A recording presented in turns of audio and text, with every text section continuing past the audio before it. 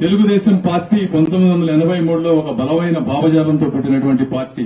బడుగు బలహీన వర్గాల ప్రజలకు న్యాయం చేయాలనేటువంటి ఆశయంతో పుట్టినటువంటి పార్టీ. అదే విధమైనటువంటి భావజాలంతో ఈ రోజు పుట్టిన పార్టీ జనసేన అని నేను తెలియజేసుకుంటా ఉన్నాను.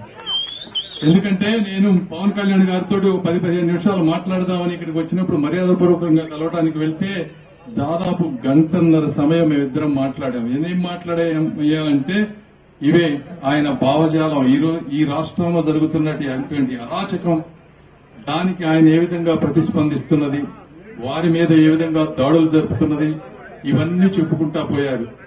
వారి ఆశయం నా ఆశయం కూడా ఒకటే. వారికి డబ్బు మీద ప్రేమ లేదు, ఏదో కీర్తి కావాలని లేదు, కేవలం ప్రజలకు న్యాయం మంచి జరగాలన్న ఒకటి ఇద్దరిది. నేను ఒకటే చెప్తా ఉన్నాను ఈ ప్రాంత ప్రజలందరికీ, మీరు 5 సంవత్సరాలు ఒక వ్యక్తిని చూశారు. మరి జగన్మోహన్ రెడ్డి గారు ఒక ప్రమోషన్ ఇచ్చారు ఆయనకి. దేన్ని చూసి ఇచ్చారో ప్రమోషన్ నాకు తెలియదు, మీ అందరికీ బాగా తెలుసు ఎందుకు అనేది.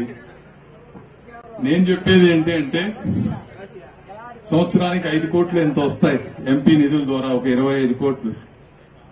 ఇందులో ఒక్క రూపాయి గాని ఒక పైసా గాని అవినీతి చెయ్యను. రెండోది, అవసరమైతే ఆ 25 అంటే 5 సంవత్సరాలకి ఎంత 25 కోట్లు 25కి 25 నా సొంత డబ్బు పెట్టి సేవ చేస్తాను తప్పించి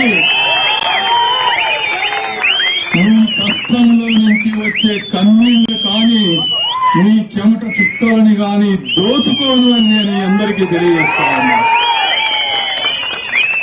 కాబట్టి కులాల కురుక్షేత్రం నుంచి బయటకు వచ్చి ఒక మనిషి ఒక పని ఎందుకు చేస్తున్నాడు అని కొంచెం ఆలోచించి నన్ను ఒక్కసారి ఆశీర్వదించండి. వచ్చే 5 సంవత్సరాలు మీరు ఇంతకంటే ఘన స్వాగతంతో, నేను ఇక్కడికి రాకపోయినా మీరు నాకు ఓట్లు వేస్తారనే నమ్మకంతో వెళ్తూ ఉన్నాను. Thank you. అదేవిధంగా ఈలపాటి రఘురామయ్య గారు ఈ ప్రాంతంలో విగ్రహం చూశాం, ఆయన పాటలు కూడా ఇచ్చారు, తప్పకుండా వింటాం. యాక్చువల్ గా ఇలాంటి విగ్రహాలు పెట్టాలి. కేవలం రాజకీయ పార్టీ నాయకుల విగ్రహాలు, ఒక వ్యక్తి విగ్రహాలే కాకుండా ప్రతి వర్గాలలో ఉన్నటువంటి గొప్ప గొప్ప వ్యక్తుల విగ్రహాలు పెడితే అందరూ స్ఫూర్తి పొందుతారు. తెలుగుదేశం పార్టీ వచ్చిన తర్వాత మేము కూడా ఎవరైతే ఉన్నారో వాళ్ళందరి విగ్రహాలు మంచి మంచి వ్యక్తికి మరి పెట్టిస్తామని తెలియజేసుకుంటా ఉన్నాం. Thank you.